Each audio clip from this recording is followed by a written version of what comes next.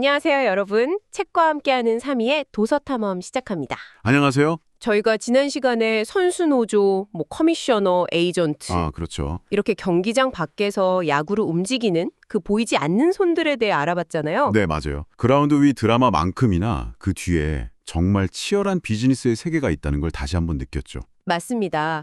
그래서 오늘은 다시 시선을 그라운드 안으로 좀 돌려볼까 합니다. 한 시즌의 시작과 끝, 그리고 그 흐름 전체를 관통하는 어떤 큰 변화에 대한 이야기인데요. 바로 동계훈련, 포스트 시즌, 그리고 요즘 많은 팬들이 느끼실 거예요. 이 타격 실종 현상입니다. 정말 흥미로운 주제들이네요. 야구의 낭만과 현실, 그 사이의 변화를 쭉 짚어보는 시간이 되겠어요. 네, 이걸 다 듣고 나면 야구가 시대의 흐름 속에서 어떻게 변해왔는지 하나의 큰 그림이 그려질 것 같습니다. 그리고 다음 시간에는 이어서 가장 위대한 투수는 누구인가, 또 명예의 전당, 구단 증설, 그리고 야구의 심장인 공과 배트 이야기까지 나눠볼 예정입니다. 좋습니다. 그럼 그 거대한 변화의 서막, 희망이 싹 트는 시간이죠. 동계훈련부터 한번 시작해 보겠습니다. 네. 책에서 동계훈련을 인간 사회가 만들어낸 가장 즐거운 일 중 하나라고 표현했더라고요. 엄청난 찬사죠. 아니, 이게 그냥 시즌이 시작돼서 설렌다. 이런 감정만으로는 설명이 좀 부족한 것 같아요. 대체 뭐가 동계훈련이 이렇게까지 특별하게 만드는 걸까요? 아주 좋은 질문이세요. 그 특별함의 비밀은 책에서 말하는 세 가지 키워드, 바로 야구, 봄, 훈련의 조합에 있습니다. 야구, 봄, 훈련이요? 네. 먼저 야구라는 스포츠 자체의 속성을 봐야 돼요.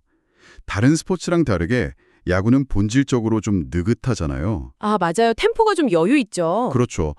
잠깐 친구랑 얘기하거나 간식을 먹어도 경기의 큰 흐름을 놓치지 않으니까요. 바로 이 점이 팬들에게 그냥 보는 걸 넘어서 즐길 시간을 주는 거예요. 아, 그 말씀 정말 공감되네요. 축구 같은 건 잠깐 한눈 팔면 바로 골 들어가잖아요. 바로 그거죠. 그리고 두 번째 키워드, 봄. 이게 동계훈련 매력의 핵심입니다. 봄이요. 네. 한번 상상해 보세요. 2월 중순이면 시카고나 보스턴은 아직도 막 눈보라가 치는 한겨울이거든요. 춥죠, 엄청. 근데 신문에는 선수들이 저기 따뜻한 남쪽, 플로리다나 애리조나 햇살 아래서 훈련을 시작했다는 소식이 실리는 거예요. 아, 이건 단순한 훈련 소식이 아닌 거죠. 그 지긋지긋한 추위에 지친 팬들한테 이제 곧 봄이 온다, 새 시즌이 시작된다, 이걸 알려주는 희망의 전령사 같은 역할을 하는 겁니다. 와, 듣기만 해도 설레네요. 겨울의 끝을 알리는 신호탄 같은 느낌. 선수들이 나 대신 먼저 봄을 맞으러 간 것 같고요. 정확합니다. 그리고 마지막으로 훈련의 분위기도 완전히 달라요. 미식 축구 트레이닝 캠프는 거의 군대 훈련소처럼 아주 혹독하게 진행되거든요. 아, 빡세게 하는군요. 네. 근데 야구 동계훈련은 피닉스, 마이애미 같은 최고의 휴양지에서 열리잖아요. 선수들도 훈련 끝나면 골프 치고 해변에서 쉬면서 컨디션을 조절하는 거죠. 그렇군요. 훈련이라기보단 무슨 워케이션 같은 느낌도 드네요. 맞아요. 이런 독특한 시스템이 어우러져서 동계훈련만의 그 낭만적이고 즐거운 분위기를 만드는 겁니다. 그런 느긋한 분위기에서는 재미있는 일화들도 많았을 것 같아요. 그럼요. 책에 소개된 재미있는 얘기가 몇 개 있는데요. 1950년대 자이언츠의 클린트 하텅이라는 선수가 있었어요. 클린트 하텅이요? 네, 한때 제2의 베이브 루스라고 불릴 정도로 유망주였는데 좀 기대만큼 크지 못해서 고전하던 선수였죠. 근데 한 기자가 이 선수의 인간적인 고뇌를 담은 아주 감동적인 기사를 쓴 거예요. 오, 좋은 기사네요. 네, 근데 이게 AP통신을 타고 전국으로 퍼져나간 거죠. 문제는 당시 자이언츠가 여러 도시를 돌면서 순회 시범 경기를 하고 있었다는 거예요. 아, 그러니까 하텅은 가는 도시마다 지방신문 1면에 똑같은 자기 기사가 대문짝만하게 실리는 걸 보게 된 거죠. 어딜 가나 자기가 주인공이네요. 본인 생각엔 일주일 내내 자기를 조롱하는 기사가 어딜 가든 따라다닌다고 생각한 거예요. 그래서 그 기자가 자기를 스토킹하면서 놀리는 줄 알고 막 길길이 날뛰었다는 그런 웃지 못할 해프닝이 있었습니다. 아, 충분히 오해할 만하네요. 기자 입장에선 정말 억울했겠어요. 그리고 베이브 루스라도 빼놓을 수 없죠. 1934년 양키스에서의 마지막 시즌이었는데 고향인 볼티모어에서 시범 경기를 했어요. 네? 한 기자가 루스한테 신인 이루수 돈 헤프너에 대해 어떻게 생각하냐 이렇게 물었죠.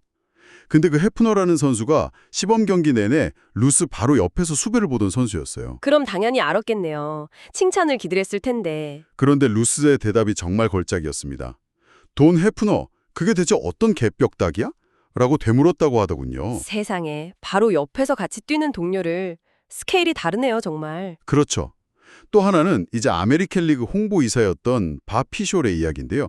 주차장에서 차 열쇠를 안 해두고 문을 잠가서 쩔쩔매고 있었대요. 아, 난감한 상황인성오. 근데 마침 꽤 유명한 선수 한 명이 나타나서 잠깐 저쪽 보고 있으라고 하더니 뭐 30초도 안 돼서 전문가처럼 차문을 싹 열어주고는 그냥 쿨하게 사라졌다는 이야기입니다. 와, 뭔가 당시 선수들의 삶의 애환이 느껴지는 것 같기도 하고 씁쓸하네요. 그렇죠.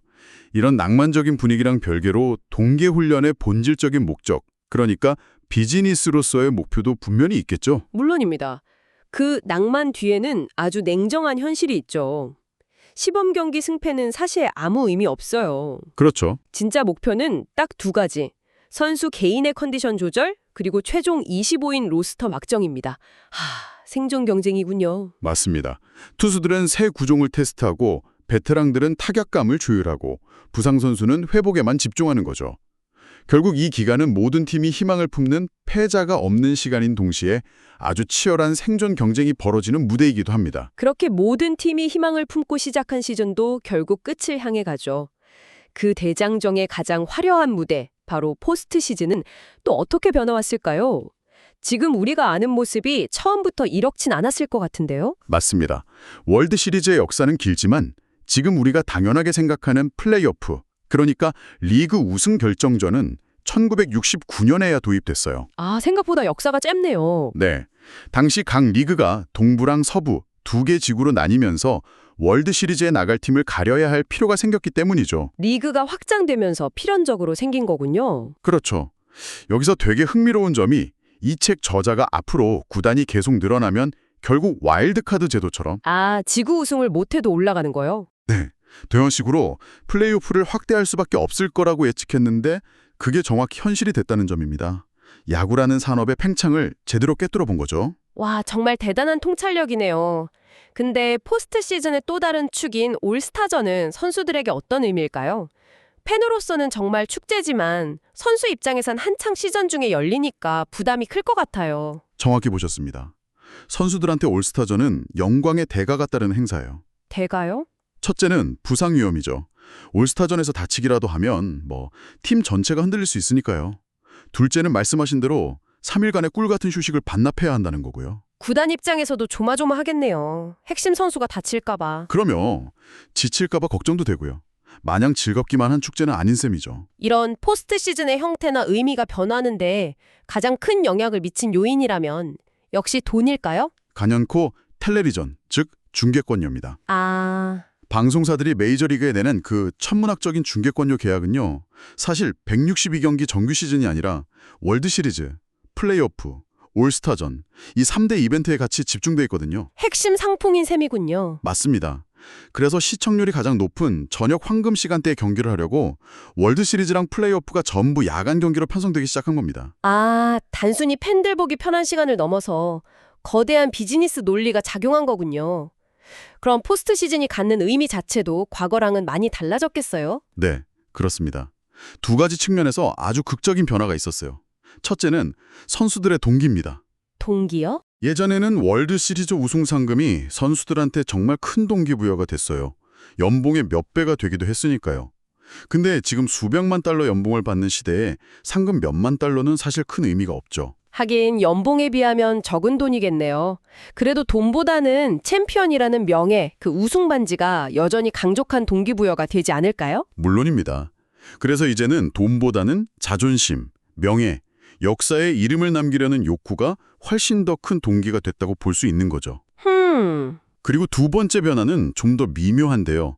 바로 불멸의 순간이 희석됐다는 점입니다. 불멸의 순간이 희석됐다. 무슨 뜻이죠? 예전에는 월드시리즈에서 나온 명장면 하나가 수십 년 동안 팬드립에 오르내리는 전설이 됐어요. 근데 지금은 어떻죠? 온갖 채널에서 하이라이트, 리플레이가 넘쳐나면서 개별 플레이가 갖는 역사적 무게감이랄까? 희소성이 좀 줄어든 거죠. 아, 그 말씀 와닿네요. 너무 만한 걸 너무 쉽게 보게 된 것 같아요. 월드 시리즈 끝내기 홈런도 물론 대단하지만 바로 영상으로 소비되고 다음 날이면 또 다른 이슈에 묻히는 시대니까요. 맞아요. 책에서도 비슷한 아쉬움을 얘기하는데 특히 야간 경기 때문에 신문 기자들이 마감 시간에 쫓기면서 과거처럼 깊이 있는 분석이나 감동적인 묘사를 담은 긴 기사가 사라진 점을 지적하죠. 기술의 발전이 오히려 이야기의 깊이를 좀 앗아간 셈이네요. 그렇죠. 포스트 시즌 변화를 듣고 보니 결국 야구의 모든 게 시대에 따라 변한다는 게 느껴지네요. 그런 관점에서 보면 요즘 팬들이 가장 크게 느끼는 변화는 바로 타격 실종 현상 아닐까 싶어요. 정말 중요한 문제죠. 왜 예전처럼 3할, 4할 타자가 안 나올까? 저는 이게 단순히 요즘 타자들이 못해서라고는 절대 생각 안 하거든요. 단호하게 아니라고 말씀드릴 수 있습니다. 현대 타자들의 신체 능력이나 기술은 과거랑 비교도 안 되게 뛰어나요.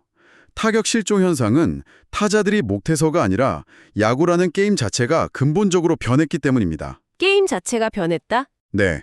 책에서는 그 원인을 크게 4가지로 분석하는데 하나하나가 굉장히 설득력이 있습니다. 정말 궁금하네요. 첫 번째 원인은 뭔가요? 혹시 투수들이 너무 강해져서일까요? 정확합니다. 바로 투수력의 심화와 분업화입니다. 분업화요? 네. 옛날에는 팀마다 에이스 한두 명 빼면 평범한 투수들이 많았어요. 근데 지금은 선발 투수보다 더 강한 공을 던지는 구원 투수들이 질비하잖아요. 셋업맨, 특급 마무리. 아, 그렇죠. 8회, 9회에 나오는 투수들은 정말 공이 무시무시하죠. 그리고 특히 완투 개념이 거의 사라진 게 결정적이에요. 선발이 9회까지 다 던지는 거예요. 맞아요. 요즘은 완투가 정말 보기 드물죠. 1930년에는 전체 경기의 절반이 완투 경기였어요. 근데 1989년에는 9분의 1로 줄었고 지금은 거의 없죠. 이게 무슨 뜻이냐면 옛날 타자들은 7, 8회쯤 되면 지친 선발을 상대로 타율을 올릴 기회가 많았다는 거예요. 아, 하지만 현대 타자들은 경기 내내 최고의 투수들만 상대해야 합니다. 7회엔 155km 좌완 스페셜리스트, 8회엔 158km 셋업맨, 9회엔 160km 마무리 이런 식이니까요. 책에서는 2차에만으로도 타율이 3푼 이상 떨어질 수 있다고 분석합니다. 와, 3푼이면 어마어마한 차이인데요. 그럼 두 번째 원인은 뭔가요? 타격 접근법의 변화입니다. 요즘 타자들은 어릴 때부터 홈런을 노리는 스윙, 소위 어퍼 스윙을 배우거든요. 아, 뜬공을 치려는 스윙이요? 네. 의식적으로 정확성, 즉 타율을 포기하고 파워, 홈런과 맞바꾸는 전략적 선택을 하는 거죠. 소위 말하는 세이버 매트릭스의 영향이군요. 안타보다 장타가 더 효율적이라는. 바로 그겁니다. 실제로 1930년대란 1960년대 기록을 비교하면 명확해요.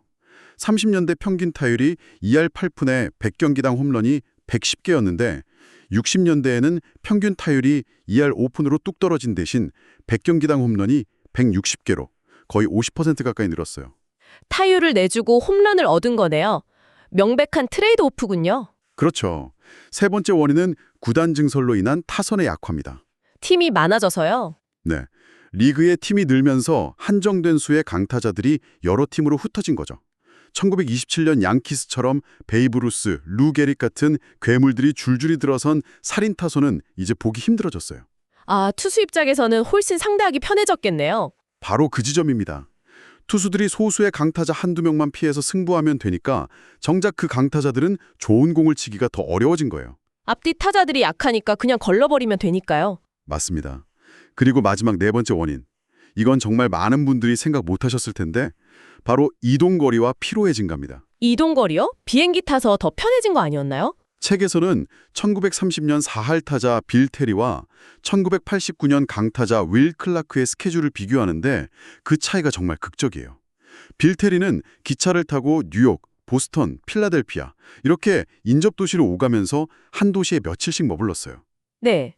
근데 윌 클라크는 비행기로 대륙을 횡단하면서 샌디에고에서 3연전하고 바로 동부 신시내티로 날아가서 경기하고 또 피츠버그로 가고 이런 살인적인 일정을 소화해야 했던 거죠. 와, 이건 정말 생각도 못한 부분이네요. 시차랑 누적된 피로가 컨디션에 영향을 안 미칠 수가 없겠군요. 그렇습니다. 야구는 정말 예민한 감각이 필요한 스포츠잖아요. 이렇게 쌓인 피로와 시차 적응 문제가 타자의 집중력과 반응 속도에 미세하지만 치명적인 영향을 줄 수밖에 없다는 게 책의 분석입니다. 결국 타격 실종은 어느 한 가지 이유가 아니라 투수 분업화, 타격 철학의 변화, 리그 확장, 그리고 이 이동 환경까지 네 가지 톱니바퀴가 맞물려 돌아간 필연적인 결과군요. 네, 그렇게 볼 수 있습니다. 오늘 이야기를 나눠보니 결국 모든 이야기를 관통하는 하나의 핵심은 낭만의 시대는 가고 산업과 전략의 시대가 왔다.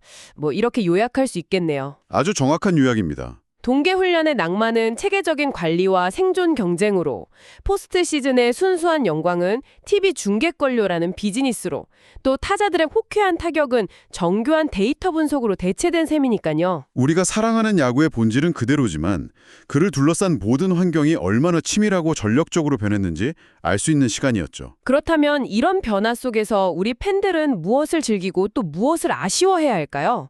과거의 낭만을 그리워해야 할지, 아니면 현대 야구가 보여주는 극할의 전략과 완성도를 즐겨야 할지. 정답은 없겠지만 한 번쯤 생각해 보시면 야구를 더 깊이 즐기실 수 있을 겁니다. 우리가 오늘 다룬 내용이 책과 다를 수 있으므로 자세한 내용은 책을 구입해서 읽어보시기를 적극 추천드립니다. 책과 함께 항상 행복한 하루하루 되십시오.